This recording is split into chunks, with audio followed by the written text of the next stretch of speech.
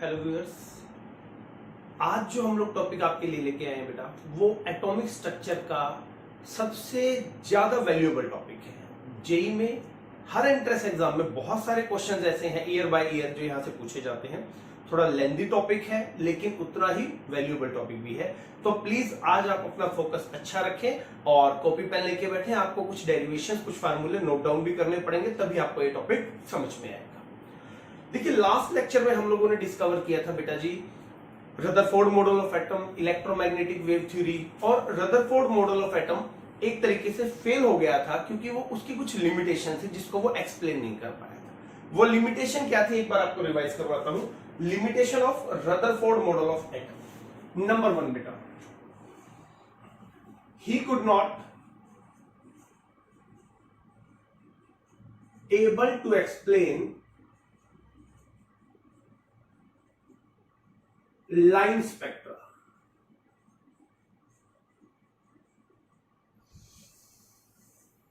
अब एक बार समझ लीजिए बेटा, ये लाइन स्पेक्ट्रा क्या होता है।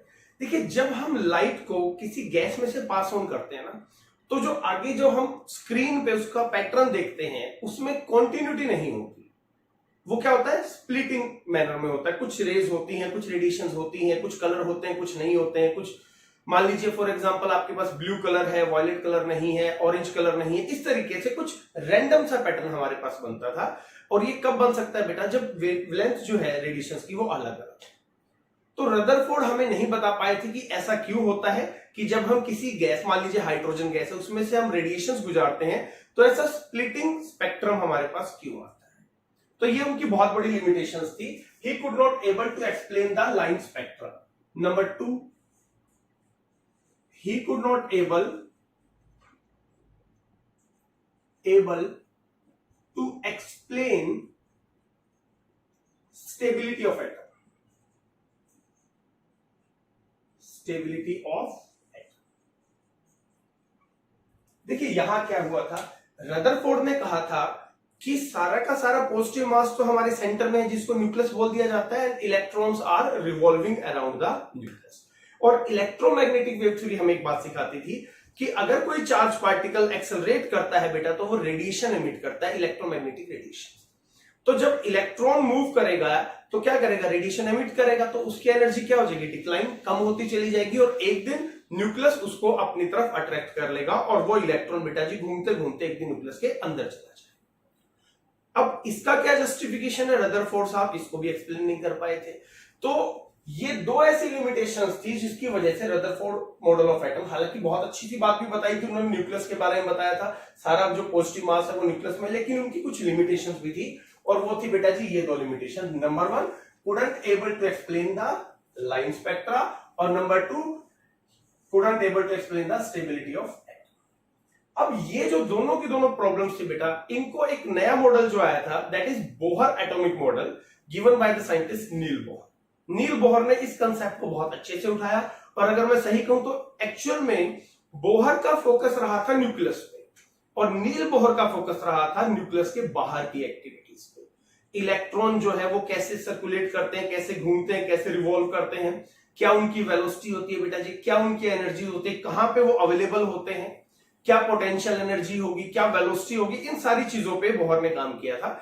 और आपको एक और बात बता दूं, इस बोहर मॉडल ऑफ एटम के लिए उन्हें जो प्लैंक्स क्वांटम थ्योरी है उससे बड़ी हेल्प मिली थी। और कहीं ना कहीं उन्होंने इलेक्ट्रोमैग्नेटिक वेव थ्योरी को अपने मॉडल से फेल भी कर दिया था। तो आज हम लोगों का जो डिस्कशन रहेगा बेटा वो रहेगा बोहर एटॉमिक मॉडल। ठीक है जी। तो our topic of discussion is Bohr atomic model.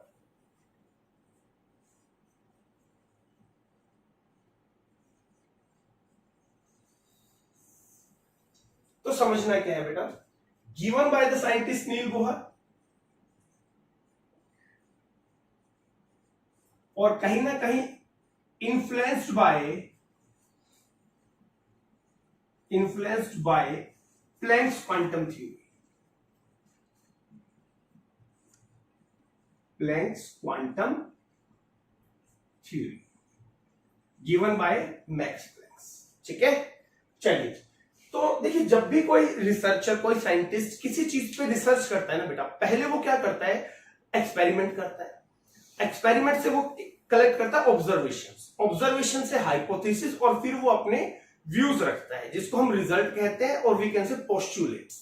ठीक है, दोबारा समझिए, पहले क्या होता है एक्सपेरिमेंट से थॉट्स इकट्ठे होते हैं, ऑब्जर्वेशन जिनको हम बोलते हैं कि भाई क्या हो रहा है क्या नहीं हो रहा है, then followed by hypothesis, thought बनाया जाता है कि ऐसी अगर ऑब्जर्वेशन है तो क्या रहा होगा, और फिर उन हाइपोथेसिस को अच्छे से स्टडी करके दे प्रोड्यूस रिजल्ट, जिसे हम पोस्टुलेट्स भी बोलते हैं। आपने जनरली देखा होगा, आपकी बुक्स में लिखा होता है डाल्टन्स एटॉमिक थ्योरी के postulates, Thomson model of atom के postulates, Rutherford model of atom के पोस्टुलेट्स, तो ऐसे ही हमारे पास होते हैं बोहर एटॉमिक मॉडल के पोस्टुलेट्स। ठीक है, अब क्योंकि उन्होंने न्यूक्लियस पे बहुत ज्यादा काम नहीं किया था, उनका काम था एक्स्ट्रा न्यूक्लियर पार्ट पे। बेटा रदरफोर्ड ने दो बातें बताई थी, एटम के अंदर दो पार्ट होते हैं, एक न्यूक्लियर पार्ट, एक एक्स्ट्रा न्यूक्लियर। तो मैं आपको बता दूं, जो बोहर एटॉमिक मॉडल है वो ज्यादातर बेटा जी एक्स्ट्रा न्यूक्लियर पार्ट के ऊपर वर्क करता है। तो जो न्यूक्लियर पार्ट से रिलेटेड स्टेटमेंट है वो उन्होंने एज इट इज दी थी। तो अब मैं आपको बताने जा रहा हूं postulates of Bohr atomic model. तो जो फर्स्ट वन पोस्टुलेट्स था बेटा,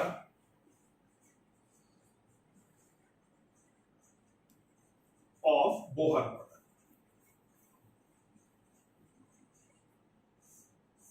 ठीक है जी,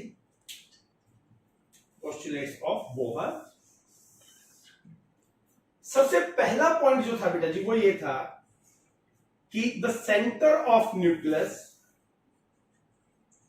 centre of atom sorry, is called nucleus.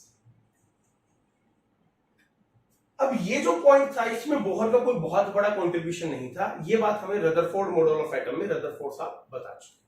लेकिन क्योंकि इन्होंने स्टेटमेंट को as it is point out किया था, तो फिर हमें इनकी स्टेटमेंट यहां पर देनी पड़ी। नंबर 2, सेकंड जो उन्होंने पोस्टुलेट दिया बेटा, उन्होंने कहा कि the electrons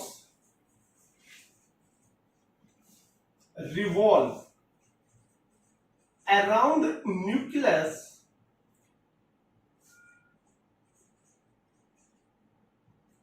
in a fixed orbit।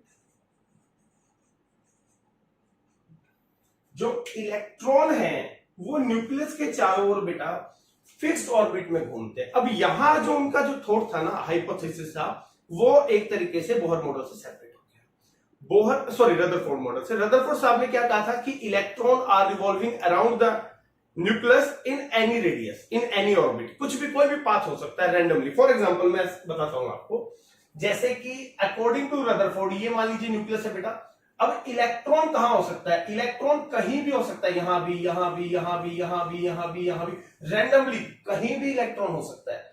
लेकिन बोहर मॉडल ने क्या कहा कि अगर ये न्यूक्लियस है तो कुछ फिक्स ऑर्बिट ही होंगे जहां इलेक्ट्रॉन हो सकता है। ऐसा नहीं है कि बीच में कहीं भी कोई सर्कल लगाया, कोई हमने एक तरीके से एरिया डेवलप किया और चलो जी यहां इलेक्ट्रॉन होगा, ऐसा नहीं।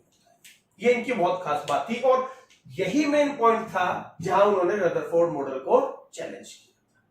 तो क्या था बेटा जी, electron revolve around the nucleus in a fixed orbit. और एक बात बताता हूं, हैविंग फिक्स्ड वेलोसिटी, वेलोसिटी भी फिक्स होती है बेटा, as well as fix energy. तो ये बातें आपको बड़े अच्छे से याद रखनी है कि क्या मेन बात बताई थी उन्होंने कहा था कि भाई जो आपके पास इलेक्ट्रॉन है जो न्यूक्लियस की चारों ओर घूमता है, वो एक फिक्स्ड ऑर्बिट में घूमेगा, फिक्स्ड एनर्जी से घूमेगा और फिक्स्ड वेलोसिटी से घूमेगा। जबकि रदरफोर्ड साहब ने कहा था कि रैंडम, कोई भी रेडियस हो सकती है, कोई क्लैरिटी नहीं थी उस चीज में। तो ये इनका एक बड़ा मतलब वैल्यूएबल पोस्टुलेट आप मान सकते हैं। थर्ड पॉइंट जो इन्होंने अपने पोस्टुलेट से बताया बेटा वो ये था,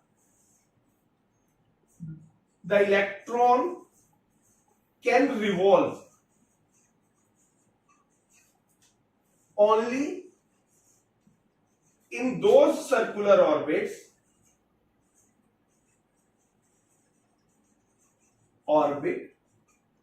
whose angular momentum, क्या होता है वो भी डिस्कस करेंगे, angular momentum is integral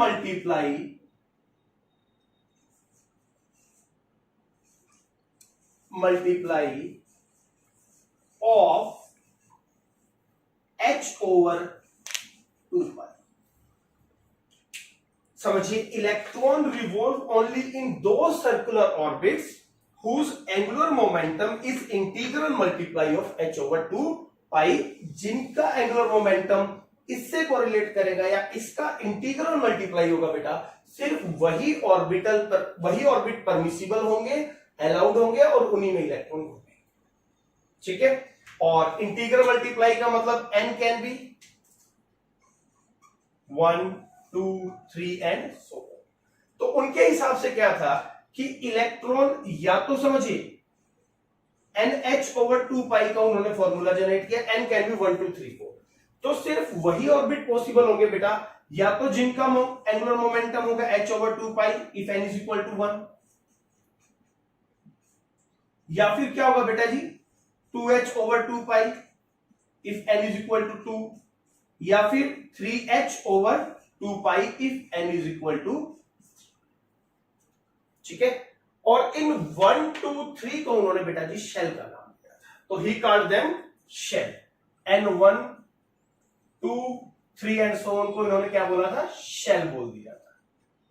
ठीक है, अभी इनको क्या कर सकते हैं हम, k l m n, मान लीजिए n इज इक्वल टू 1 है तो उसको k बोल दिया जो आप जानते हैं आज, n इज इक्वल टू 2 है तो l से डेजिग्नेट कर दिया बेटा जी, 3 है तो m से, और सो ऑन KLMNOP आगे चलता रहेगा ये सिस्टम। तो ये उनका दूसरा सबसे जरूरी पॉइंट था कि जो भी इलेक्ट्रॉन होगा वो फिक्स्ड एंगुलर मोमेंटम होगा, वो इंटीग्रल मल्टीप्लाई होगा h over 2। ठीक है, तो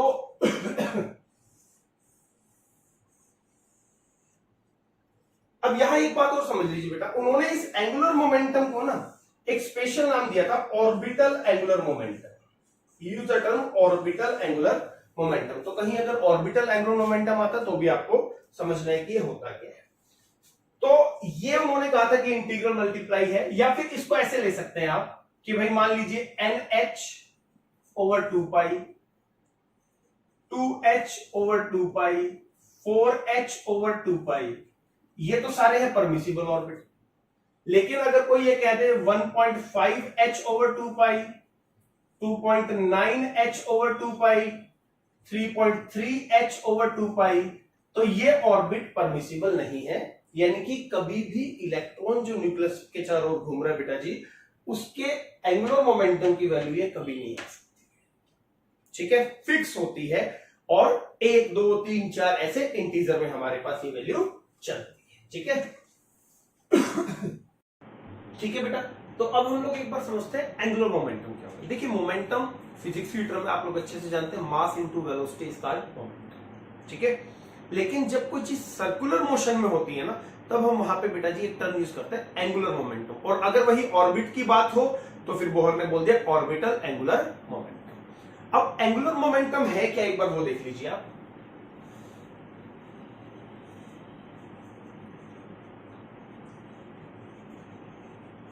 देखिए, एंगुलर मोमेंटम को L से रिप्रेजेंट किया जाता है, और ये बात आपको ध्यान रखनी है, फिजिक्स में आपने पढ़ा होगा स्केलर और वेक्टर क्वांटिटी, ये एक वेक्टर क्वांटिटी होती है बेटा, और इसको निकालने का तरीका होता है बेटा रेडियस मल्टीप्लाइड बाय मोमेंटम। तो इस तरीके को हम क्या बोलते हैं, cross product of vector. We can use the term cross product of vector.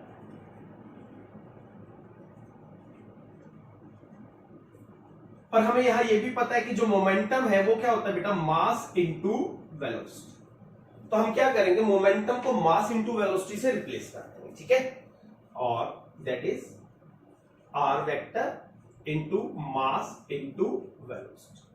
और दो अगर वेक्टर क्वांटिटीज हम क्रॉस प्रोडक्ट जब हम करते हैं, क्या आता है बेटा, साइन थीटा की वैल्यू हम लोग इंप्लीमेंट करते हैं। मैं कुछ दिखा देता हूं आपको डायग्रामेटिकली कैसे होती है चीजें। देखिए, मान लीजिए न्यूक्लियस है और ये हमारा एक ऑर्बिट है, इसमें एक इलेक्ट्रॉन है बेटा, ये न्यूक्लियस। अब इलेक्ट्रॉन क्या करेगा बेटा, मूव करेगा, उसकी एक वेलोसिटी होगी। अब ये मान लीजिए हमारी रेडियस है बेटा, ये इलेक्ट्रॉन है जिसका कुछ मास है m, और ये यहां पे मान लीजिए उसकी एक वेलोसिटी है। अब ये क्या है बेटा जी, ये एंगल है 90 डिग्री का। ठीक है, दोबारा समझिए, हमारे पास न्यूक्लियस है, एक ऑर्बिट है जिसमें इलेक्ट्रॉन घूम रहा है with A velocity v having mass m। हमें क्या करना है, इसका एंगुलर मोमेंटम निकालना है। फार्मूला होता है रेडियस इनटू मोमेंटम। ठीक है, दोनों ही वेक्टर क्वांटिटी है, तो क्या हो जाएगा इनका वेक्टर क्वांटिटी का क्रॉस प्रोडक्ट होगा। मोमेंटम की जगह मैंने मास इंटू वेलोसिटी यहां पे नोट डाउन कर दिया। तो अब देखिए बेटा, जब हम किसी का वेक्टर क्वांटिटी लेके चलते हैं, उनका क्रॉस प्रोडक्ट होता है, तो बन जाएगा हमारे पास M V R sine theta, हमारी वैल्यू आ जाती है। ये आप लोग वेक्टर और स्केलर में फिजिक्स में बहुत अच्छे से पढ़ेंगे। अब थीटा क्या है? थीटा वो एंगल है। यहां पे क्या एंगल है बेटा जी? 90 डिग्री। तो साइन 90 की वैल्यू क्या होती है? 1। Sine 90 degree comes out to be 1। तो यहां अगर हम 1 लिखेंगे तो हमारा एंगुलर मोमेंटम क्या आ गया बेटा जी? M V are. ये आ गया हमारा एंगुलर मोमेंटम। ठीक है, आगे बात बेसिक सा तो पता चल गया एंगुलर मोमेंटम के बारे में। जनरली आप फिजिक्स में पढ़ेंगे तो इसमें एक्सपर्टाइज हो जाएंगे, पर यहां इतने से काम चल रहा है। तो अभी हम क्या करते हैं, एंगुलर मोमेंटम की वैल्यू को उन्होंने क्या माना था? h/2 इसका इंटीग्रल मल्टीपल होना चाहिए। h/2 का इंटीग्रल मल्टीप्लाई, यानी कि उनके हिसाब से ये होना चाहिए NH/2 तो हम क्या करते हैं बेटा, दोनों को इक्विवेलेंट रखते हैं। NH/2 is equal to MVR। तो ये हमारी एक तरीके से फर्स्ट इक्वेशन आ गई बेटा Bohr model of atom. NH/2 is equal to MVR। तो यहां हम इसको नोट डाउन करते हैं। NH/2 is equal to MVR। ठीक है, ये हमारी फर्स्ट इक्वेशन है जिसको हमने यूटिलाइज करना है। ठीक है जी, यहां तक का समझ में आ गया। तो अब उन्होंने क्या कहा था कि जो एंगुलर मोमेंटम होगा वो h/2 का इंटीग्रल मल्टीप्लाई होगा, यानी कि n कैन बी, और यह n क्या हो सकते हैं? n can be 1, 2, 3 and so integer value होगी आपके पास, ये आपको ध्यान रखना है। ठीक है, तो यहां से हमें एंगुलर मोमेंटम का एक फॉर्मूला जनरेट हो गया। चलिए जी, अब आगे समझते हैं इसी कंसेप्ट को। देखिए होता क्या है, जब कोई चीज, मान लीजिए ये हमारा न्यूक्लियस है और ये इलेक्ट्रॉन है, ये इसके चारों ओर घूम रहा है, रिवॉल्व हो रहा है। अब यहां पर आपको एक चीज समझनी है कि ये दोनों एक दूसरे पर फोर्स लगा रहे हैं। देखिए इलेक्ट्रॉन, अब मैं आपको एक एग्जांपल से समझाता हूं। मान लीजिए सन है बेटा, अर्थ उसके चारों ओर घूम रही है। ठीक है, तो सन क्या कर रहा है? एक तरीके से अर्थ के ऊपर एक फोर्स लगा रहा है, जिसे हम बोलते हैं centripetal force, force towards centre. ठीक है, अब ये फोर्स जो होती है अर्थ के और सन के केस में तो एक्चुअल में ग्रेविटेशनल फोर्स होती है। इसी वजह से हम क्या बोलते हैं कि भाई अर्थ रिवॉल्व अराउंड द सन। लेकिन यहां पर ग्रेविटेशनल फोर्स नहीं हो सकती बेटा। यहां जो फोर्स होती है उसे हम बोलते हैं इलेक्ट्रोस्टैटिक फोर्स। ठीक है, ये मान लीजिए कोई चार्ज है, ये आपका न्यूक्लियस है और ये इसके चारों ओर घूम रहा है। तो ये जो इलेक्ट्रोस्टैटिक फोर्स होती है ना बेटा, एक्चुअल में यही सेंट्रीपिटल फोर्स का काम करती है। ठीक है, समझ पा रहे हैं? तो इस केस में क्या होता है, electrostatic force is equal to centripetal force. इस वजह से इलेक्ट्रॉन चारों ओर रिवॉल्व होता है। ठीक है जी, और जैसे अर्थ क्लोज डाउन नहीं आती है, ऐसे ही इलेक्ट्रॉन भी फिक्स अपने ऑर्बिट में घूमेगा, क्योंकि यहां भी सेम वही फोर्सेज है। बस वहां क्या फर्क है, सन जो फोर्स लगा रहा है वो ग्रेविटेशनल फोर्स है बेटा जी, न्यूक्लियस जो फोर्स लगा रहा है वो इलेक्ट्रोस्टैटिक है। दोनों ही सेंट्रीपिटल फोर्स का काम करते हैं। ठीक है, अब दिस इज कॉल्ड, अब मान लीजिए ये इलेक्ट्रॉन कंसीडर कर लिया बेटा, तो यहां की तरफ जो फोर्स लगेगी इसे हम बोलेंगे centripetal force. The word is centripetal force. ठीक है, तो सेंट्रीपिटल फोर्स का फॉर्मूला, सेंट्रीपिटल फोर्स होती है बेटा Fc is equal to mv²/r। ये हमारे पास सेंट्रीपिटल फोर्स का फॉर्मूला है। ठीक है जी, और इलेक्ट्रोस्टैटिक फोर्स क्या होती है बेटा? इलेक्ट्रोस्टैटिक फोर्स आप फिजिक्स में पढ़ेंगे बहुत अच्छे से। दो चार्ज पार्टिकल के बीच में ये फोर्स लगती है। मान लीजिए फॉर एग्जांपल मेरे पास एक चार्ज पार्टिकल Q1 है बेटा जी, दूसरा चार्ज पार्टिकल Q2 है और बीच का डिस्टेंस हमारे पास r है। तो इलेक्ट्रोस्टैटिक फोर्स क्या होती है समझिए, that is 1/4πε0 Q1 Q2 over r। This is called electrostatic force. यही फोर्स किसके बराबर है? सेंट्रीपिटल फोर्स के बराबर है। यहां पे this is called epsilon not, epsilon not, NOUGHT, epsilon not. इसे हम बोल सकते हैं परमिटिविटी इन स्पेस भी बोलते हैं। फिजिक्स में आप ये टर्म बहुत अच्छे से पढ़ेंगे। We can use permittivity in space. ठीक है जी। तो इलेक्ट्रोस्टैटिक फोर्स किसके बराबर होती है बेटा? सेंट्रीपिटल फोर्स के। तो हम क्या कर सकते हैं समझिए, यू कैन से 1/4πε0 Q1 Q2 over R square is equal to mv square by R। ठीक है, Q1 Q2 by R square is equal to mv square by R। अब इस केस में अगर हम इलेक्ट्रॉन वाले स्ट्रक्चर को देखें अपने मॉडल ऑफ बोहर मॉडल को, तो वहां पे Q1 और Q2 क्या है वो समझिए। यहां पे मान लीजिए Q1 तो है बेटा जी इलेक्ट्रॉन और Q2 है हमारे पास न्यूक्लियस, यही दो अपोजिट फोर्स है। ठीक है, तो इसके ऊपर का चार्ज मान लीजिए हमने E कंसीडर कर लिया, इलेक्ट्रॉन के ऊपर का चार्ज हम लोग E लेके चलते हैं। और अब यहां का चार्ज क्या होगा बेटा, यहां अंदर है क्या समझिए, अंदर है प्रोटॉन, और प्रोटॉन का चार्ज भी प्लस में E होता है, इलेक्ट्रॉन में हम माइनस E यूज कर लेते हैं। लेकिन इलेक्ट्रॉन तो एक है, प्रोटॉन तो न्यूक्लियस में बहुत सारे, और वो बहुत सारे प्रोटॉन कितने होते हैं बेटा, बहुत सारे प्रोटॉन होते हैं Z के बराबर, और यू कैन से एटॉमिक नंबर के बराबर। ठीक है, समझ पा रहे हैं? तो ये जो फोर्स लगाएगा इसके ऊपर जो चार्ज होगा वो क्या हो जाएगा, ZE आ जाएगा, द टर्म इज ZE। ठीक है, और इसी को बेटा जी, इसी ZE को हम लोग न्यूक्लियर चार्ज बोल देते हैं। तो अब हम क्या करेंगे, Q1 और Q2 की जगह E और ZE से अपने जो वैल्यू उसको रिप्लेस करेंगे। तो अब क्या आ जाएगा हमारे पास, 1/4πε0 ZE ले लो, फिर ZE R square is equal to mv square by R। ये वो रिलेशन है बेटा जिससे अब हमारे ज्यादातर रिलेशन ड्राइव होंगे। आई है बात समझ में? आप इसको ऐसे भी लिख सकते हैं, 1/4πε0 ZE square R square is equal to mv square by R। ठीक है जी, यहां तक का नोट डाउन करो बेटा, फिर इसी डेरिवेशन को हम लोग आगे बढ़ाते हैं। कर लीजिए, फटाक से नोट डाउन कर लो। तो चलो बेटा, अब हम क्या कर रहे हैं, हमने अभी तक दो अपनी इक्वेशंस निकाली है। एक तो एंगुलर मोमेंटम वाली NH/2π mvr।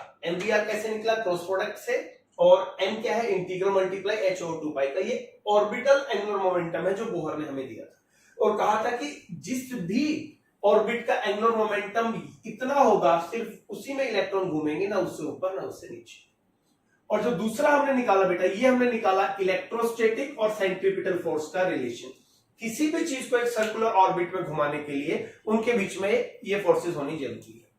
जो इलेक्ट्रॉन न्यूक्लियस पे फोर्स लगाएगा वो सेंट्रीपिटल फोर्स है, और जो क्योंकि दोनों पे चार्ज है, न्यूक्लियस पे क्या है पॉजिटिव और इलेक्ट्रॉन पे क्या है बेटा नेगेटिव, तो वहां जो एक्चुअल में जो फोर्स होती है वो किसके बराबर होती है बेटा, that is electrostatic force of attraction. ठीक है, चलिए, तो अब इन दोनों को यूटिलाइज करके हम एक एक करके रेडियस, वेलोसिटी, ये सारी टर्म्स को डिक्टेट करेंगे। तो सबसे पहले हम लोग देखते हैं बेटा कि रेडियस कैसे निकलता है। रेडियस, ठीक है, तो देखिए रेडियस के लिए हमें क्या करना है, सबसे पहले हम इस वाली इक्वेशन का बेटा स्क्वायर करते हैं। डिराइव फॉर्म है, डिराइव कर रहे हैं, क्या आ जाएगा स्क्वायर करके, 4π square is equal to m square v square r square. आराम से देख लीजिए, जो इक्वेशन फर्स्ट है मैंने क्या कर दिया, उस पूरे का स्क्वायर, n का स्क्वायर h का स्क्वायर। अब h क्या है ये क्लियर है आपको, h होता है बेटा, आप पूरी थ्योरी पढ़ेंगे, प्लैंक्स कांस्टेंट बोलते हैं, प्लैंक्स कांस्टेंट, और इसकी जो वैल्यू होती है बेटा वो है 6.63 इंटू 10 की पावर -34 जूल सेकेंड। ठीक है, हालांकि वैल्यू की इतनी जरूरत नहीं पड़ेगी आपको, और जब आप क्वांटम थ्योरी पढ़ेंगे तो उस टाइम पे सारी चीजें एक्सप्लेन हो जाएंगी। तो हमने क्या किया बेटा, इसका किया स्क्वायर, और अब क्या करना है बेटा, ये जो सेकंड जो हमारी इक्वेशन है उससे इसे डिवाइड कर देना है। तो क्या आ जाएगा हमारे पास, यहां क्या आ जाएगा, 1/4πε0। आराम से कीजिएगा, ज्यादा अच्छे से चीजें समझ में आएंगी, r स्क्वायर, और यहां क्या आ जाएगा बेटा, mv स्क्वायर बाय r। सिर्फ ऊपर वाले का स्क्वायर किया है बेटा जी, नीचे वाले का स्क्वायर नहीं किया, ये आपको ध्यान रखना। ठीक है, अब इसको सिंप्लीफाई वे में कैसे लिख सकते हैं हम, यहां कर लेते हैं, that is n square h square. अब मान लीजिए ये जो नीचे है ये ऊपर चला जाएगा, तो क्या आ जाएगा बेटा, 4πε0। एप्सिलॉन समझते हैं, पहले भी बताया, परमिटिविटी इन स्पेस, और multiplied by r square. Divided bye बेटा 4 पाई स्क्वायर, ये आपके पास आ जाएगा, ठीक है। अलोंग विथ ये जो नीचे जो वैल्यू है ये भी आएगी, that is Z E square is equal to M square V square R square divided by M V square, और आर चला जाएगा ऊपर, तो आर को हम यहां ले जाके मल्टीप्लाई, ठीक है। अब इनमें से जो कैंसिल आउट हो सकते हैं बेटा पहले वो देखते हैं। ये देखिए एक आर स्क्वायर है हमारे पास, तो आर स्क्वायर से आर स्क्वायर कैंसिल आउट हो जाएगा। अभी यहां एम स्क्वायर है, यहां एम है, तो इससे ये स्क्वायर कैंसिल आउट हो जाएगा। वी स्क्वायर से बेटा जी वी स्क्वायर कैंसिल आउट हो जाएगा। अच्छा, स्क्वायर से पाई कैंसिल आउट हो जाएगा, 4 से 4 कैंसिल आउट हो जाएगा। और कोई चीज अगर होगी तो आगे देख लेंगे, अभी देखते हैं क्या बना हमारे पास। अब यहां से जो हमारा रिजल्ट तैयार हुआ बेटा वो ये हुआ कि that is an square H square, ठीक है, एप्सिलॉन नॉट डिवाइडेड बाय पाई, एक स्क्वायर था बेटा जी, एक पाई बचा हुआ है, Z E square is equal to M, ठीक है। तो अगर मैं m को इधर ले आऊं बेटा तो मेरा रेडियस आ गया, r इज फॉर रेडियस, तो क्या बनेगा equation, n square h square epsilon not pi m Z E square is equal to radius. तो this is the method to find out the Bohr radius of an orbit. इस तरीके से हम Bohr radius को calculate करते हैं। हालांकि इनके शॉर्टकट भी है बेटा, वो भी बताऊंगा, लेकिन एक बार डीपली आपको टॉपिक समझ में आना चाहिए कि भाई ये जो रेडियस है एक्चुअल में आया कहां से, ठीक है। अब यहां आपको क्या समझना है बेटा, देखिए अब यहां देखिए n क्या है, n है नंबर ऑफ ऑर्बिट, कि फर्स्ट ऑर्बिट में घूम रहा है, कि सेकंड ऑर्बिट में घूम रहा है, कि थर्ड ऑर्बिट में घूम रहा है। h प्लैंक्स कांस्टेंट है, एप्सिलॉन नॉट कांस्टेंट होता है, पाई कांस्टेंट होता है, मास ऑफ इलेक्ट्रॉन कांस्टेंट होता है। z क्या है बेटा जी, z है हमारे पास एटॉमिक नंबर, ये कांस्टेंट नहीं, ये बदल सकता है, एटम टू एटम वेरी कर सकता है। और e क्या है, चार्ज ऑन एन इलेक्ट्रॉन, ये भी कांस्टेंट होता है, ठीक है। तो अब हम क्या करेंगे, जो टर्म कांस्टेंट है ना उनको अलग से रख लेंगे। तो हम इसी इक्वेशन को क्या कर सकते हैं, आर की इक्वेशन को बेटा ध्यान से देखिए, R is equal to we can say H square epsilon nought divided by pi M E square multiplied by N square by Z. ये है आपके पास जो मेन चीज है, that is H square epsilon not pi M E square, N square change हो सकता है बेटा, ऑर्बिट है, एटॉमिक नंबर चेंज हो सकता है, हाइड्रोजन होगा तो कुछ और होगा, हीलियम होगा तो कुछ और होगा, लिथियम होगा तो कुछ और होगा। तो इन दोनों, क्योंकि ये वेरिएबल है इनको हमने अलग से रख लिया, बाकी जो कांस्टेंट है उनको एक जगह हमने नोट डाउन कर दिया। तो किया क्या बेटा, इसके बाद हमने ये सारी वैल्यू सॉल्व कर ली, और सॉल्व करने के बाद जो हमारी वैल्यू आई दैट इज 0.53। इस पूरे को सॉल्व करने के बाद एन स्क्वायर जेड एंगस्ट्रॉम में ये वैल्यू आती है बेटा, क्योंकि रेडियस बहुत छोटा होता है तो एंगस्ट्रॉम में हमारी ये वैल्यू आती है। तो ये वो शॉर्टकट टेक्निक है बेटा जिससे हम सीधे अपने ऑब्जेक्टिव सॉल्व कर सकते हैं, ठीक है। यहां तक का समझ में आया, रेडियस कैलकुलेट हो गई। तो एक काम करते हैं, थोड़ा सा रेडियस वाले फॉर्मूले पे वर्क करके देख लेते हैं। फॉर एग्जांपल मान लीजिए कोई आपसे पूछता है कि रेडियस ऑफ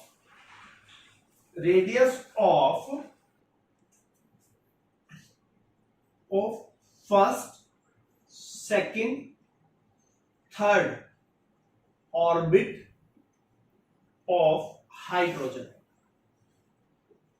मान लीजिए ये सवाल हमसे पूछ लिया जाता है, हाइड्रोजन एटम के फर्स्ट ऑर्बिट समझ गए आप, जैसे कि ये न्यूक्लियस है बेटा जी, this is called first orbit, second orbit as well as third, जिनको हम के, एल और एम के नाम से भी जानते हैं, ठीक है। अब ये निकालना है। अब ये देखिए अपना रेडियस ऑफ फर्स्ट ऑर्बिट की बात कर, क्या फॉर्मूला है बेटा, 0.53 इंटू एन स्क्वायर। एन होता है नंबर ऑफ ऑर्बिट,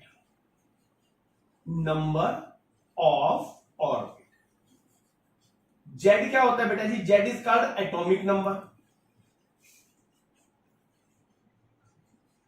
तो हाइड्रोजन के केस में अगर मैं फर्स्ट ऑर्बिट की बात कर रहा हूं तो n इज इक्वल टू 1, और हाइड्रोजन का एटॉमिक नंबर V1, तो ZB1 है। तो क्या आ जाएगा बेटा, यहाँ पे फॉर्मूला क्या है, n²/z, तो 1 का स्क्वायर ओवर 1 एंगस्ट्रॉम। तो क्या आ जाएगा, आंसर सेम आ जाएगा आपका 53 एंगस्ट्रॉम। ये आ गया बेटा जी फर्स्ट ऑर्बिट। अभी सेकंड ऑर्बिट का केस स्टडी करें तो सेकंड ऑर्बिट के केस में क्या होगा बेटा, r सेकंड 0.53, ये तो है ही, सारे के सारे कांस्टेंट का जो रिजल्ट था वो रख दिया था हमने। अभी n सेकंड ऑर्बिट का मतलब n इज इक्वल टू 2, तो 2 का स्क्वायर एटॉमिक नंबर वही रहेगा एंगस्ट्रॉम।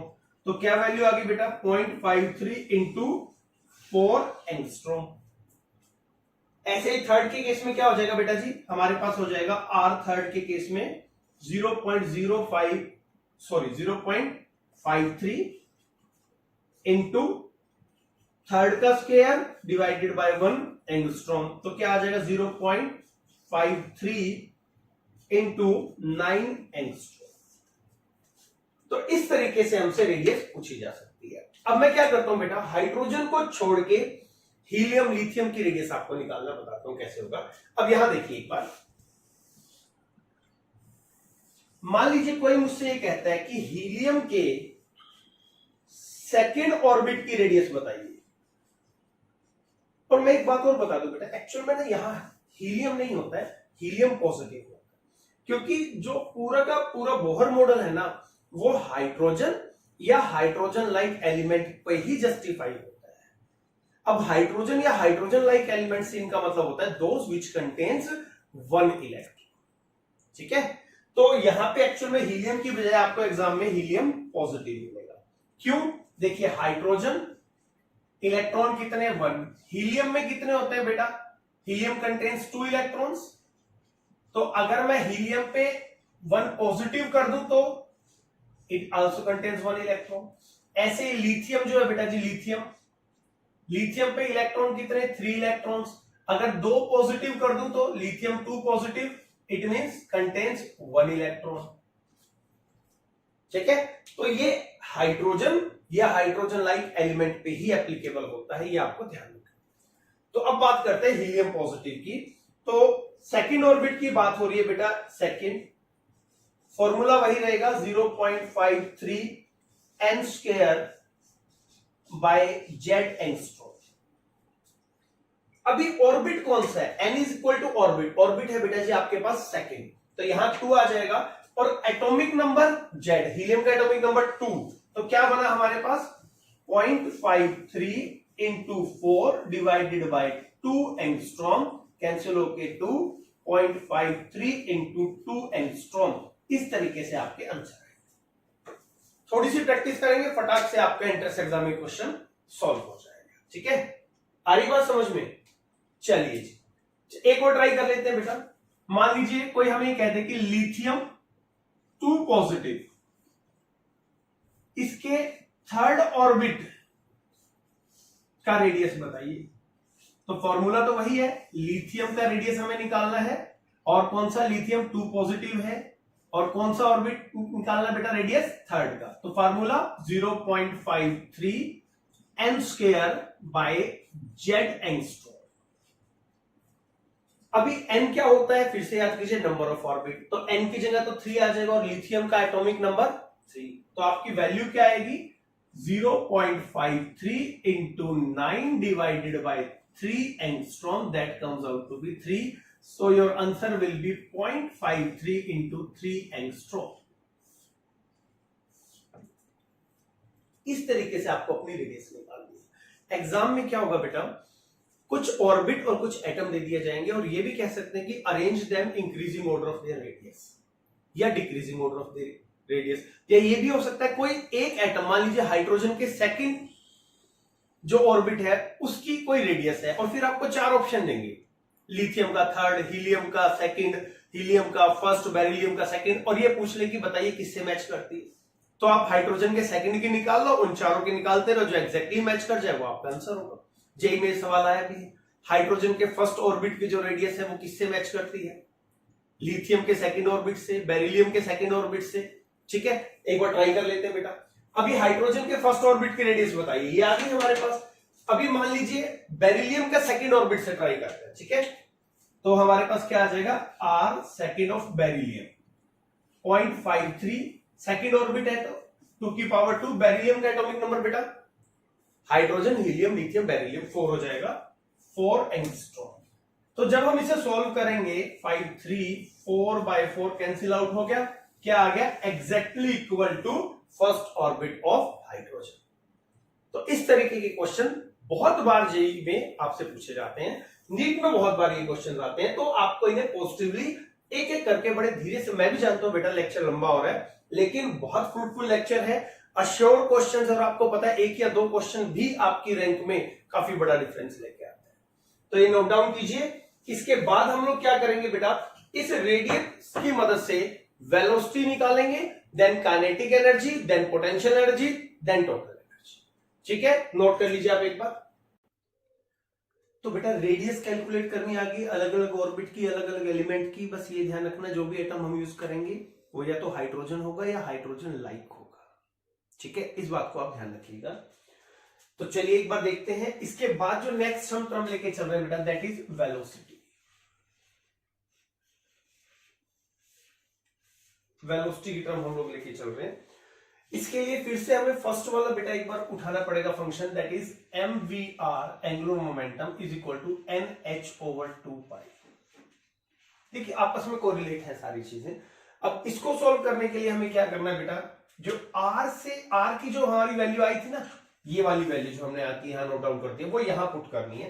तो क्या हो जाएगा जब r की वैल्यू पुट करेंगे, that will become mv, r की वैल्यू क्या है हमारे पास, n² h² epsilon nought divided by pi m ze² is equal to nh/2π। ये हमारी r की वैल्यू पुट कर दी बेटा इसके अंदर। अब जो कैंसिल आउट होता है वो कैंसिल आउट कर देंगे हम लोग। देखिए ध्यान से, प्लैंक्स कांस्टेंट स्क्वायर है, ये कट गया आपके पास, n है, n का स्क्वायर कैंसिल हो गया, m से m कैंसिल हो गया बेटा जी, और यू कैन से पाई से पाई कैंसिल हो गया आपके पास। ठीक है, और कुछ कट रहा है नहीं, यही चीजें कैंसिल आउट हुई। तो अब यहां से अगर v का फॉर्मूला निकाले तो क्या होगा, v को एक तरफ रखेंगे हम लोग, अब बाकी सारी टर्म उधर लेके जाएंगे। तो सबसे पहले ये ऊपर चला जाएगा, that will become ze² divided by 2, और यहां क्या बचा हुआ है देखिए, n² में से स्क्वायर गया था, n बच गया आपके पास, h² में से h बच गया, और एप्सिलॉन नॉट बच गया, ये आपकी वैल्यू बच गई। तो अगर यहां फिर हम वही चीज देखें बेटा जी, कि देखिए z क्या है, z is atomic number, e क्या है बेटा, चार्ज ऑन पार्टिकल, n क्या है, number of orbit, h Planck's constant, और e not epsilon not permittivity in space. तो ये जो चीजें हैं बेटा, चार्ज, प्लैंक्स कांस्टेंट और e नॉट, साथ में आपका 2b कांस्टेंट ही है। जो कांस्टेंट वैल्यू है उनको अलग से सॉल्व कर लेते हैं, या मैं एक बार आपको लिख के दिखा देता हूं क्या बनेगा, e² 2h एप्सिलॉन नॉट, ये एक तरफ मान लीजिए हमने कर दिया, और बचा क्या हमारा z/n, ये आ गया हमारे पास। तो जब इन सबको सॉल्व किया गया बेटा, तो हमारी जो वैल्यू आई that is 2.18 into 10⁶ z/n metre पर सेकेंड। तो ये एक तरीके से हमारा तैयार हो गया शॉर्टकट फॉर वेलोसिटी। ठीक है, जो जो चीजें कांस्टेंट थी उनको सॉल्व करके यहां रख दिया, जो नहीं है कांस्टेंट वेरिएबल है उनको अलग से रख लिया। तो इस तरीके से हम क्या कर सकते हैं बेटा जी, वेलोसिटी को फाइंड आउट कर सकते हैं। एग्जांपल लेके चलते हैं बेटा, मान लीजिए we have to calculate velocity of electron in second orbit of hydrogen atom. Okay, यानी कि हाइड्रोजन के एक सेकेंड ऑर्बिट में इलेक्ट्रॉन घूम रहा है, हमें क्या करना है, हमें उसकी वेलोसिटी निकालनी। अब वेलोसिटी का फार्मूला हमारे पास आ चुका है शॉर्टकट। क्या फार्मूला बना बेटा, 2.18 इंटू 10⁶ इंटू z/n मीटर पर सेकेंड। तो सेकंड ऑर्बिट है बेटा जी, सेकंड ऑर्बिट का मतलब n इज इक्वल टू 2, और हाइड्रोजन के केस में z इज इक्वल टू 1। ठीक है, तो ये वैल्यूज हम लोग यहां पुट करेंगे, तो v क्या आ जाएगा हमारा 2.18 इंटू 10 की पावर 6, जेड की जगह 1 डिवाइडेड बाय 2 मीटर पर सेकेंड। तो ये आपका आंसर आ जाएगा। आ रही बात समझ में? तो ये मान लीजिए हमारा एग्जाम्पल फर्स्ट था। सेकंड ट्राई कर लेते हैं। मान लीजिए वो कहता है कि फर्स्ट ऑर्बिट ऑफ बेरिलियम में इलेक्ट्रॉन रिवॉल्व कर रहा है। कहते हैं कैलकुलेट इट्स वेलोसिटी। इसकी क्या निकालिए? वेलोसिटी निकालिए। ठीक है, तो फॉर्मूला तो सेम रहेगा, v is equal to 2.18 into 10 की power 6 into Z by N metre पर सेकेंड। ये तो हमारा फॉर्मूला है बेटा। अब बेरिलियम के केस में जेड की वैल्यू क्या होगी? Hydrogen, helium, lithium, beryllium, Z comes out to be 4। Orbit कौन सा दिया है बेटा जी? फर्स्ट ऑर्बिट, तो n इज इक्वल टू 1। क्या करेंगे? वैल्यू पुट कर देंगे, तो क्या आ जाएगा? 2.18 इंटू 10 की पावर 6 इंटू 4 बाय 1 मीटर पर सेकेंड। तो ये आ गया बेटा जी सेकेंड केस, और यू कैन से केस ऑफ बेरिलियम। ऐसे ही वो कोई भी पूछ सकता है आपसे। आपको ये फॉर्मूला अपने दिमाग में रखना है, 2.18 इंटू 10 की पावर 6 जेड बाय एन। ठीक है, जबकि रेडियस में क्या था? एन स्क्वायर बाय जेड था, एन स्क्वायर बाय जेड। जब आपने कैलकुलेशन की होगी उस टाइम पे फॉर्मूला आया था, आपको याद आ जाएगा जब आप नोट चेक करें। तो बेटा this is the way to find out the velocity. ठीक है, आया समझ में? तो अब इसके बाद हम लोग करेंगे how to calculate energy of electron in N orbit. Total energy निकालेंगे बेटा, that should be the sum of kinetic plus potential. तो नोट कीजिए, फिर हम एनर्जी की बात करें। तो चलिए बेटा, अभी तक हमने क्या किया? रेडियस को कैलकुलेट करने का फॉर्मूला शॉर्टकट देखा, वेलोसिटी को कैलकुलेट करने का फॉर्मूला उसका शॉर्टकट देखा। अब हम लोग क्या कर रहे हैं बेटा? टोटल एनर्जी निकालेंगे। टोटल एनर्जी क्या होती है समझिए। एक्चुअल में किसी भी मूविंग पार्टिकल की जो टोटल एनर्जी होती है बेटा, it is the sum of kinetic energy plus potential energy. ठीक है, तो अब काइनेटिक एनर्जी का फॉर्मूला तो आपको पता ही है, that is half mv square. और पोटेंशियल एनर्जी का फॉर्मूला mgh। mgh जब लगता है बेटा, जब ग्रेविटेशनल फोर्स लगती है, पोजीशन की वजह से होता है। समझ रहे हैं? पोटेंशियल मैं आपको समझाता हूं। देखिए, ये कोई न्यूक्लियस है, ये इलेक्ट्रॉन इसके चारों ओर रिवॉल्व कर रहा है, तो एक तो इसकी काइनेटिक एनर्जी तो क्या हो जाएगी? That is half mv square. लेकिन पोटेंशियल एनर्जी सिर्फ दो मास के बीच में नहीं होती बेटा, मास के बीच में भी होती है।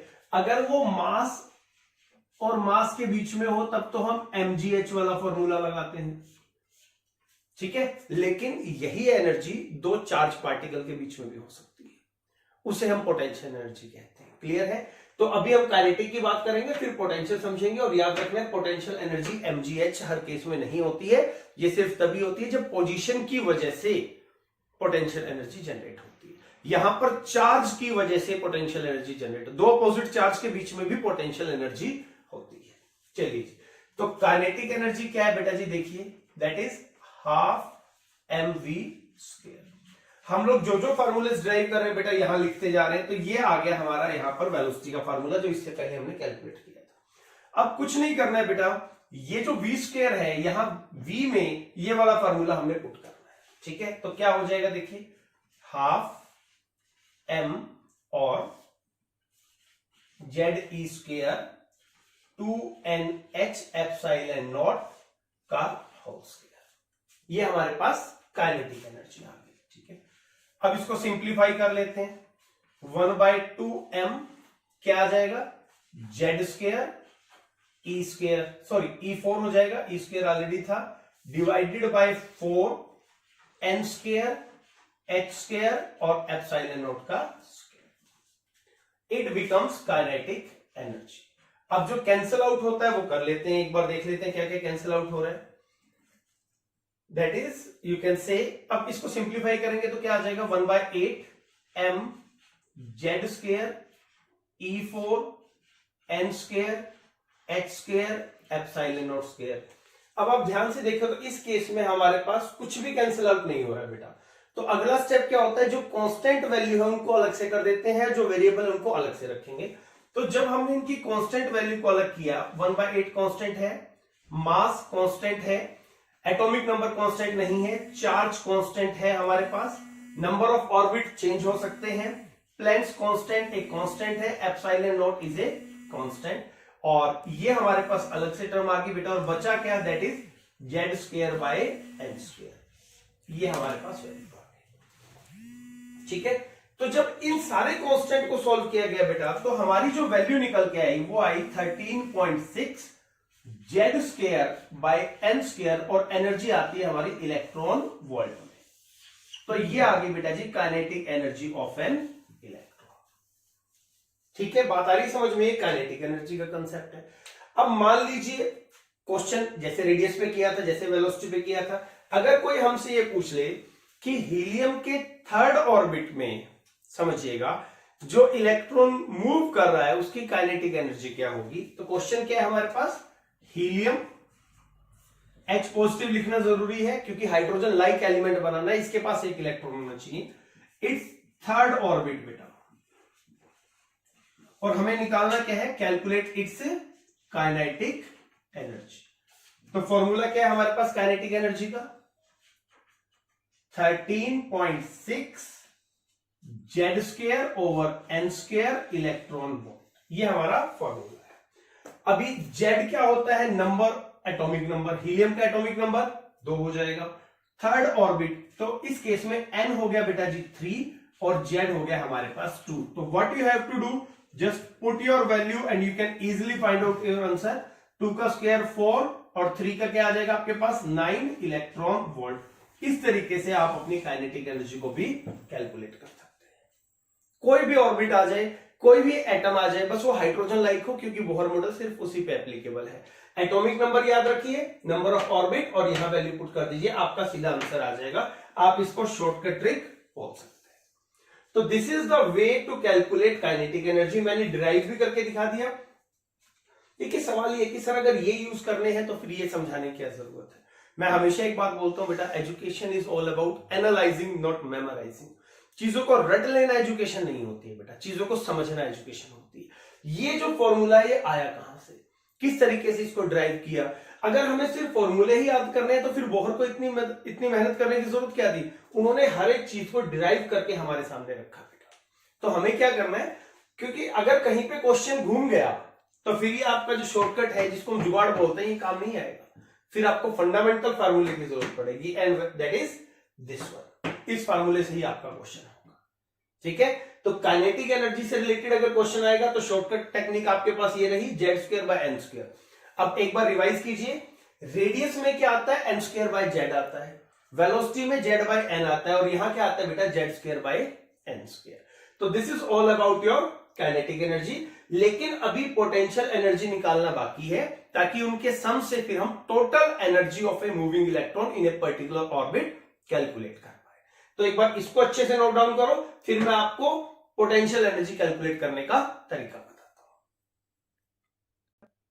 तो चलिए बेटा, काइनेटिक एनर्जी के बाद अब हम लोग बात करेंगे पोटेंशियल एनर्जी की। तो काइनेटिक एनर्जी का रिजल्ट मैंने एक बार यहां लिख दिया है, क्योंकि हमें रिक्वायरमेंट पड़ेगी, तो मैं सारे रिजल्ट लिखते जा रहा हूं जो हम डिराइव कर रहे हैं। पहला ऑर्बिटल एंगुलर मोमेंटम, दूसरा हमारा रिलेशनशिप इलेक्ट्रोस्टैटिक फोर्स और सेंट्रीपिटल फोर्स के बीच में, रेडियस का फॉर्मूला, वेलोसिटी का फॉर्मूला, काइनेटिक एनर्जी का, साथ में इनके शॉर्टकट्स भी हैं, ताकि आप फाइनली एक स्क्रीनशॉट लेके इनको अच्छे से नोट डाउन कर लें।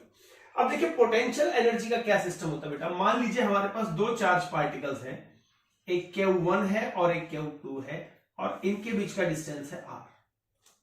ठीक है, तो पोटेंशियल एनर्जी का जो फॉर्मूला होता है, मैं पहले ही बता चुका हूं, पोटेंशियल एनर्जी सिर्फ पोजीशन की वजह से हो जरूरी नहीं है। दो चार्ज पार्टिकल के बीच में भी एक एनर्जी होती है जिसे हम पोटेंशियल एनर्जी बोलते हैं। फॉर्मूला होता है बेटा 1/4 pi epsilon not Q1 Q2 over r होता है यहां हमारे पास, जबकि इलेक्ट्रोस्टैटिक में आता है 1/4 pi epsilon not Q1 Q2 over r square. तो अब क्या करना है बेटा जी, ये फॉर्मूला हमें लेके चलना है, पर यहां पहले एक बार ये समझ ले कि Q1 और Q2 क्या है। फिर से Q1 मान लीजिए इलेक्ट्रॉन है, तो इलेक्ट्रॉन का चार्ज -e।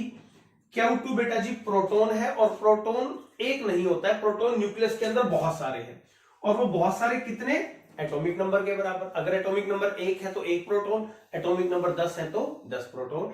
तो हम एटॉमिक नंबर को बोल देते हैं Z, Z is equal to atomic number. तो ये आ जाएगा बेटा जी हमारा प्लस जेड ई। तो Q1 की जगह माइनस ई और Q2 की जगह, पोटेंशियल एनर्जी में हम याद रखिएगा साइन को एस्केप नहीं कर सकते, इनकी अपनी इंपॉर्टेंस, तो इन्हें साथ लेके चलेंगे। तो अब क्या करते हैं बेटा, इस फॉर्मूले में हम आर की वैल्यू पुट करते हैं, ठीक है। तो क्या बन जाएगा हमारा पोटेंशियल एनर्जी का formula, 1/4 pi epsilon not, minus का साइन आ जाएगा क्योंकि ये जो है ये माइनस है, इसकी वजह से ओवरऑल माइनस हो जाएगा, और यहां क्या आ जाएगा आपके पास जेड ई स्क्वायर, और आर की वैल्यू क्या है, आर की वैल्यू आपकी यहां नोट डाउन कर दी गई है, क्या वैल्यू है बेटा, N square H square epsilon nought, और ऊपर क्या आ जाएगा आपके पास pi M Z E square. तो ये हमारे पास बन गया पोटेंशियल एनर्जी का, नेगेटिव का साइन आप ध्यान रखिएगा। तो जब हम इसे एक बार कोलैबोरेट करके लिखेंगे तो क्या आ जाएगा, जेड है तो आ जाएगा हमारे पास Z square E4 pi M divided by 4 pi epsilon N square H square over epsilon naught. ये आपकी वैल्यू आ गई, ठीक है। अब यहां हम क्या करेंगे बेटा, इसको सिंप्लीफाई करने की बजाय एक बहुत अच्छा तरीका है रैशनलाइजेशन। क्या करेंगे, इस क्वांटिटी को अगर हम 2 से मल्टीप्लाई कर दें और 2 से ही डिवाइड कर दें, ठीक है, कोई फर्क नहीं पड़ेगा, क्या हो जाएगा, 4 की जगह तो 8 हो जाएगा, बाकी सब जनरली जो कांस्टेंट है वो एज इट इज रहेंगे, और जिनके आगे 2 आएगा वो कैंसिल आउट हो जाएगा, ठीक है। तो इस क्वांटिटी को अगर हम रैशनलाइज करें तो क्या हो जाता है बेटा, इस केस में हमारे पास तकरीबन यही केस हमारा आ जाता है, लेकिन मल्टीप्लाइड बाय 2 को मल्टीप्लाई रखना है, और यहां हमारे पास आ जाएगा, देखिए ये जब इससे होगा तो 1/8 आ जाएगा आपके पास, Me4 divided by H square epsilon naught का square Z square over N square. समझाता हूं मैं क्या किया है, ध्यान से देखिए बेटा, इसको इससे मल्टीप्लाई कर दिया, 8 आ गया, अभी 2 से मल्टीप्लाई करना है ओवरऑल को, तो 2 हमने यहां रखा है। हम क्यों ये लेके आ रहे हैं, क्योंकि ये वैल्यू यहां देखिए, यहां है हमारे पास, that is of kinetic energy.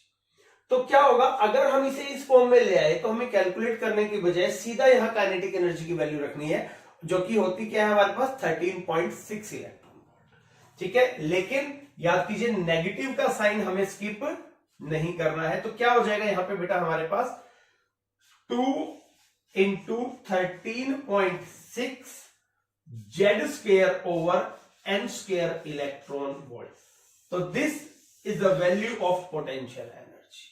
आप सीधा भी याद कर सकते हैं, जनरली कोई कैलकुलेट करवाता नहीं है, तो यू कैन इजिली लर्न कि जो काइनेटिक एनर्जी की वैल्यू आती है उसी को 2 से मल्टीप्लाई कर दीजिए, लेकिन नेगेटिव का साइन इंप्लीमेंट आपने करना है, तो आपका ये आ जाएगा वैल्यू ऑफ पोटेंशियल एनर्जी, ठीक है जी।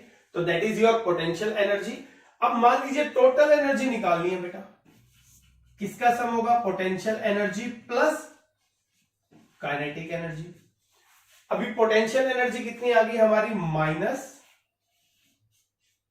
-213.6 into Z square by N square plus 13.6 Z square over N square, ठीक है।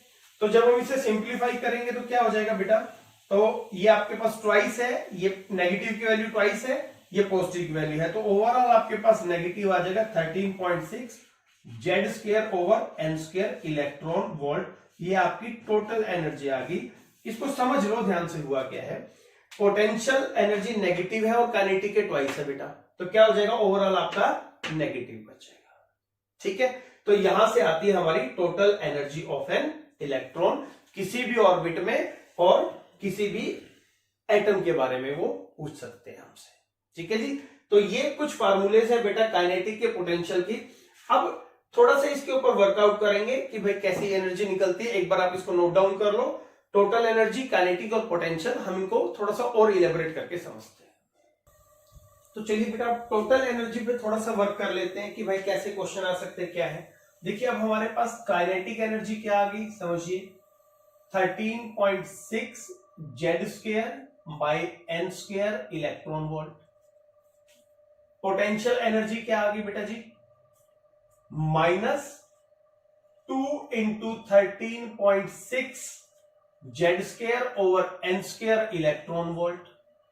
टोटल एनर्जी क्या आ गई बेटा इनका sum, that is -13.6 Z square over N square electron volt.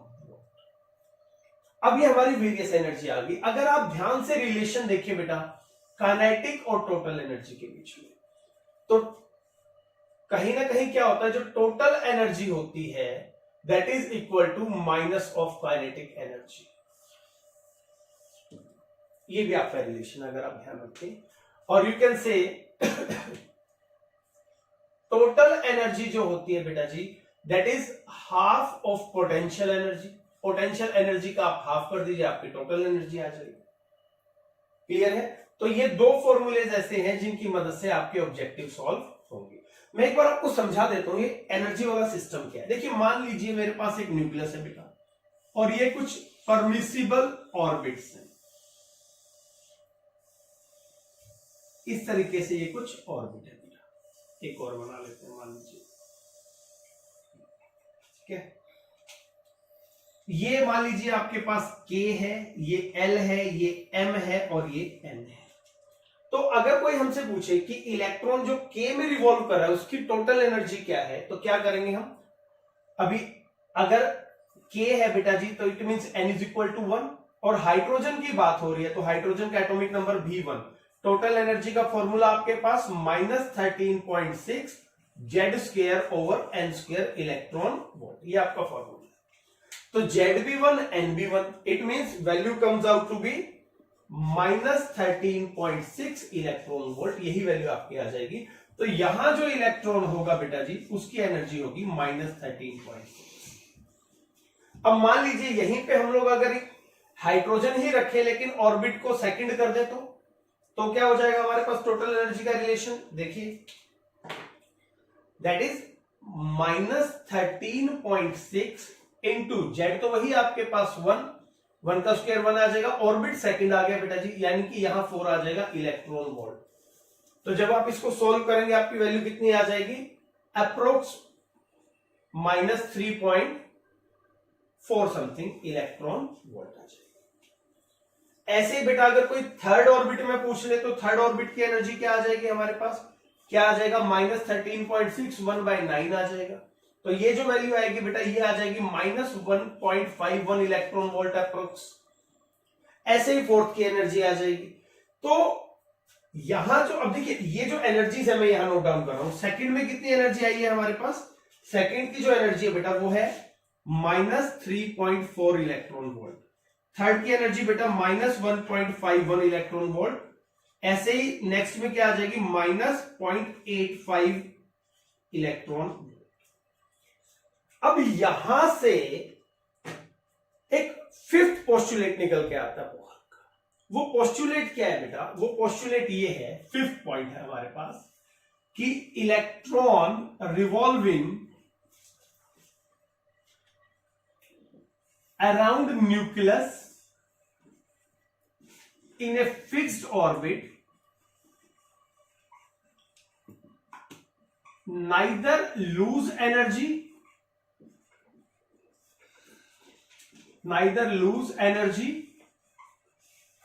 nor gain energy। यानी कि जो इलेक्ट्रॉन इस ऑर्बिट में घूमेगा, ये सबसे मेन बात थी बेटा, उसकी एनर्जी इतनी होगी, और जब तक वो इसमें घूमेगा जब तक ना वो एनर्जी लेगा बेटा जी ना वो एनर्जी देगा। ये मेन पोस्टुलेट है बोहर का। Electron revolve around the nucleus in a fixed orbit neither gain energy nor lose energy. हां लेकिन एक चीज है, इलेक्ट्रॉन में एक्साइटेशन हो सकती है, समझ पा रहे हैं आप, या डी एक्साइटेशन। एक्साइटेशन समझिए, अगर कोई सेकंड ऑर्बिट में है बेटा जी, आप एनर्जी दे दो वो थर्ड में चला जाए, दैट इज एक्साइटेशन। अगर कोई सेकंड में है वो एनर्जी रिलीज कर दे तो वो क्या आ जाएगा, फर्स्ट में आ जाएगा, दैट इज डी एक्साइटेशन। तो डी एक्साइटेशन और एक्साइटेशन तो हो सकती है, लेकिन यहां एक बात ध्यान रखनी है आपको कि वो परमिसिबल लेवल पे होगी। फॉर एग्जांपल मान लीजिए फर्स्ट ऑर्बिट का एनर्जी कितना है बेटा, फर्स्ट का अगर हम लोग बात करें -13.6 है, ठीक है। और अब मान के चलिए अगर मैं इसे एनर्जी दे दूं तो एक्साइटेशन होगी, एनर्जी लेके इलेक्ट्रॉन जंप करेगा। तो अगर मान लीजिए मैं इसे 10 इलेक्ट्रॉन वोल्ट एनर्जी दे दूं, ठीक है, तो इसका कितना बच जाएगा एनर्जी, प्लस 10 इलेक्ट्रॉन वोल्ट हमने दी तो कितनी बच गई, 3.6 इलेक्ट्रॉन वोल्ट। तो अब आपको ये देखना है कि क्या कोई ऑर्बिट ऐसा है जिसमें, सॉरी -3.6, क्या कोई ऑर्बिट ऐसा है जिसकी एनर्जी इतनी है, 3.4 तो है, -3.6 नहीं है, तो इलेक्ट्रॉन इतनी एनर्जी का लेन देन करेगा ही, ठीक है। लेकिन अगर मैं इसी को 10.2 इलेक्ट्रॉन वोल्ट दे दूं बेटा, इस इलेक्ट्रॉन को दे रहा हूं जिसकी ऑलरेडी एनर्जी क्या है, -13.6, मैंने कितना दे दिया इसको, 10.2 इलेक्ट्रॉन वोल्ट। अब क्या आ जाएगा डिफरेंस, -3.4। क्या इसका है? इसका मतलब समझिए अब कि जो इलेक्ट्रॉन इस ऑर्बिट में घूम रहा है वो जब तक घूमता रहेगा जब तक कि आप उसको 10.2 इलेक्ट्रॉन वोल्ट एनर्जी ना दो। इतनी एनर्जी देने पर वो यहां से जंप करके, और यू कैन से थ्रू एक्साइटेशन, यहां आ जाएगा। वो यहां भी आ सकता है अगर इतना डिफरेंस हो जाए। फॉर एग्जांपल, तो क्या करना पड़ेगा हमें, -13.6 है और कहां तक आना है बेटा जी, -1.51 से। अब सोचिए क्या एनर्जी इसको देनी पड़ेगी, तो यहां हमें तकरीबन कितनी एनर्जी देनी पड़ेगी, 0.9, ठीक है जी, और that comes out to be 11, है ना, ये आ जाएगा ना आपके पास, इतनी एनर्जी आपको देनी पड़ेगी, तभी जाके वो इतने इलेक्ट्रॉन वोल्ट लेगा, तभी जंप करेगा, अदरवाइज जंप नहीं करेगा। देख लेना ये सम आप एक बार कैलकुलेट कर लेना, ऐसे ही बाहर की तरफ वो आता जाएगा, ठीक है, समझ पा रहे हैं। अब एक बात समझिए, इन सारी वैल्यूज में बड़ी वैल्यू कौन सी है, या मैं दूसरे शब्द में बोलता हूं, लेस एनर्जी की वैल्यू कौन सी है। तो अगर आप नेगेटिव साइन पे ध्यान देंगे बेटा जी, तो यहां पे हमारी वैल्यू क्या है, ये ज्यादा नेगेटिव है। अब एक बात देखिए, अपना फॉर्मूला क्या है, basic formula, that is this one, Z² by n², ठीक है। तो अब किसी एटम के लिए Z तो फिक्स होता है बेटा, अगर मैं ऑर्बिट बढ़ाता चला जाऊं, first orbit, second orbit, third, बढ़ाता चला जाऊं इसको, तो n की वैल्यू बढ़ा रहा हूं ना, तो n का स्क्वायर भी बढ़ेगा, तो क्या हो जाएगा, ये वैल्यू धीरे धीरे कम होने लग जाएगी, और एक ऐसा लेवल आ जाएगा जहां पे, अब मान लीजिए मैं n को इंफिनिटी ले लेता हूं, if I consider n to be infinity, तो बहुत लार्ज वैल्यू हो जाएगी, तो ये अप्रोक्स कितना चला जाएगा, 0 पे चला जाएगा, ठीक है। इसीलिए आपको समझना होता है बेटा कि जो इलेक्ट्रॉन है, इलेक्ट्रॉन की एनर्जी हमेशा नेगेटिव क्यों होती है, क्योंकि मैक्सिमम दूरी पर उनका ऑर्बिट मान लीजिए इंफिनिटी है, तो जो टोटल एनर्जी है वो अप्रोक्स 0 आएगी। अब उसके बाद क्या कहानी होगी, वो इलेक्ट्रॉन 0 से एनर्जी लूज करेगा और नीचे आता चला जाएगा, गेन करके ऊपर जाते हैं, लूज करके नीचे आते हैं। तो अगर कोई ऑलरेडी बेटा 0 पे है और वो लूज कर रहा है, तो समझिए वैल्यू क्या होगी, नेगेटिव होगी। जितना नीचे आता जाएगा उतनी एनर्जी लूज करेगा, उतनी वैल्यू नेगेटिव होती चली जाएगी। इस वजह से देखिए -0.85, -1.51, -3.4 और -13.6 नेगेटिव की वैल्यू बढ़ रही है। आई है बात समझ में, नेगेटिव की वैल्यू क्यों बढ़ती है हमारे पास, ये टोटल एनर्जी का बात हो रहा है। और जब तक हम इसे 10.2 इलेक्ट्रॉन वोल्ट नहीं देंगे, जंप नहीं करेगा। ऐसे ही इन दोनों का जो डिफरेंस होगा, तो जंप करने के लिए कितनी एनर्जी चाहिए वो समझिए। मान लीजिए मैं इसकी बात कर रहा हूं, अगर इसे जंप करना है E2 को प्लस डेल्टा E लेकर, कहां जाना है बेटा जी, थर्ड में जाना है, तो ये फॉर्मूला आप लगाइए। तो डेल्टा E क्या आ जाएगा आपके पास, ये वो एनर्जी है जो हम प्रोवाइड करेंगे, तो that comes out to be E3 minus E2। ऐसे आप किसी भी ऑर्बिट का डिफरेंस निकाल सकते हैं। डेल्टा E क्या है बेटा जी, एनर्जी का डिफरेंस। इतनी एनर्जी दोगे, इसे डेल्टा E देके यहां तक ले आओ आप, तो this plus delta E should be equal to this. This is called quantized form, fixed energy का लेन देन होगा, समझ पा रहे हैं। जबकि इलेक्ट्रोमैग्नेटिक वेव थ्योरी क्या कहती थी, रेडिएशंस आर एमिटेड कॉन्टिन्यूअसली। जबकि यहां क्या हो रहा है, एक पर्टिकुलर पैकेट जब एनर्जी का आएगा तभी एक्साइटेशन होगी, अदरवाइज एक्साइटेशन नहीं होगी। समझते हैं इस बात को। तो यहां से उन्होंने क्या किया बेटा, वो जो दो ड्रॉबैक थे ना रदरफोर्ड के, याद कीजिए, पहला क्या था, स्टेबिलिटी ऑफ एटम। इन्होंने चक्कर ही खत्म कर दिया। उन्होंने क्या कहा था, वो घूमता रहेगा किसी भी, उन्होंने कहा भैया जब तक एक ऑर्बिट में घूम रहा है वो एनर्जी का लेन देन नहीं करेगा। Electron revolving in a particular orbit neither lose energy बिटा नोर गेन एनर्जी। तो अगर वो एनर्जी लूज नहीं करेगा तो वो इलेक्ट्रॉन न्यूक्लियस की तरफ अट्रैक्ट भी नहीं होगा और वो इलेक्ट्रॉन न्यूक्लियस में नहीं गिरेगा और हमारा एटम स्टेबल रहेगा। क्या मेरी बात समझ में आई? तो रदरफोर्ड का पहला ड्रॉबैक एक तरीके से क्या था, स्टेबिलिटी ऑफ एटम, उन्होंने इसको जस्टिफाई कर दिया। अच्छा, दूसरा ड्रॉबैक क्या था, लाइन स्पेक्ट्रा। अब देखिए लाइन स्पेक्ट्रा के बारे में आपको बताता हूं एक्चुअल में क्या सिस्टम होता है बेटा, थोड़ा सा हिंट देता हूं यहां लाइन स्पेक्ट्रा के बारे में। ये मान लीजिए हमारे पास कोई भी कंटेनर है जिसमें कोई गैस भरी हुई है, यहां से हम लाइट डाल रहे हैं, विजिबल लाइट की बात कर रहे हैं, विबग्योर। तो जब लाइट यहां से पास होगी, ये मान लीजिए स्क्रीन है हमारी, ठीक है, तो वहां ऑब्जर्व होगी। तो पहले ये माना जाता था कि भाई लाइट जो है इट ट्रेवल्स कॉन्टिन्यूसली, तो जो पास होने के आगे आएगी वो भी कॉन्टिन्यूस होगी। लेकिन उन्होंने ये देखा बेटा कि कुछ कलर्स तो आ रहे थे विबग्योर में से, मान लीजिए ये जो कलर है ये आ रहा था, यहां फिर डार्क स्पॉट आ गया, ये कलर आ रहा था, ये कलर नहीं आया। मान लीजिए फॉर एग्जांपल रेड कलर नहीं आया, विबग्योर में 7 कलर्स होते हैं ना, 7 में से मान लीजिए रेड नहीं आया। तो अब हुआ क्या होगा, नील बोहर ने समझाया इसको, समझिएगा। नील बोहर ने क्या कहा कि जब आप लाइट पास करते हैं बेटा उसमें खूब सारी वेवलेंथ होती है, विबग्योर, वॉयलेट, इंडिगो, ब्लू जो भी है आपके पास, जब वो गैस के मॉलिक्यूल से टकराती है, अब उन मॉलिक्यूल्स में होंगे एटम, एटम में होंगे अरेंजमेंट्स ऑफ इलेक्ट्रॉन्स, इस तरीके से। अब कोई एक पर्टिकुलर वेवलेंथ ऐसी होगी जिसे इलेक्ट्रॉन एब्जॉर्ब करके एक्साइट हो सकते हैं, जरूर। अब देखिए यहां क्या थी हमारे पास, एक पर्टिकुलर वेवलेंथ दैट इज 10.2, अगर 10.3 है नहीं करेंगे, 10.1 है नहीं करेंगे, 9.8 है नहीं करेंगे। तो जब गैस में से लाइट पास होगी तो गैस में जो एटम्स के इलेक्ट्रॉन्स है बेटा वो किसी एक एनर्जी की रेडिएशन को एब्जॉर्ब करके हो जाएंगे एक्साइट, ठीक है। तो जिस रेडिएशन को वो एब्जॉर्ब करेंगे वो रेडिएशन उस विबग्योर वाले पैटर्न से गायब हो जाएगी और हमें बाहर एक रेगुलर स्पेक्ट्रा मिलने की बजाय लाइन स्पेक्ट्रा प्रोड्यूस करेंगे। आ रही कुछ बात समझ में? तो यहां क्या होता है, उसने लाइन स्पेक्ट्रा को भी जस्टिफाई कर दिया कि भाई एटम्स लाइन स्पेक्ट्रा क्यों बनाते हैं। पहले ये होता था बेटा कि एक एटम है, लाइट जाएगी, पास ऑन करेगी, वो लाइट आगे कॉन्टिन्यूअस आनी चाहिए, लेकिन पता चला कि कॉन्टिन्यूअस तो आती नहीं है, उसमें तो बीच में डार्क लाइंस भी आ रही है।